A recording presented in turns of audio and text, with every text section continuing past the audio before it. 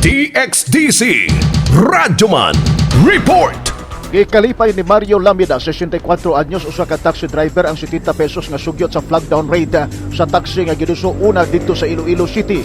Sumala ni Lamida nga bastante na ang 70 pesos nga flag down raid sa kasamtangan nga 40 pesos nga may gisunod sa mga taxi driver dinhi sa siyudad sa Davao. Matod sa taxi driver nga lisod na kaayo karon ang pamasada sa taxi tungod sa kamahal sa gasolina o niya ang boundary wala pa obsi sa mga operator og taxi. Gihimong ihimplo niini ang iyang ginansya kagahapong adlaw nga 250 pesos lamang.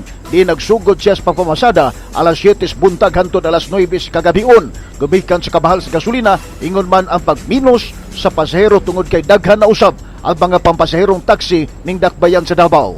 Busa kon iduso ang 70 pesos nga flag down rate, makasapar na kini sa padayong nagtaas nga presyo sa gasolina nga diin ang unleaded hapit na moabot ngadto sa 70 pesos matag litro. Kabayan sir, okay kay na siya sir. Okay kay kay ka. oo, kay ngano. Kay ang karong atong pagdaon karon 45 man. 40 nya plus 5 na hog 45. Unya kay karong kay ang saka man gasolina. Oo. Mas bahay na sa sir kapait naglisten ni sir oy. 35. Ako kahapon ngani, ako ginansya kahapon 250 ra. Dino yun na. Pila ka oras Oo. na?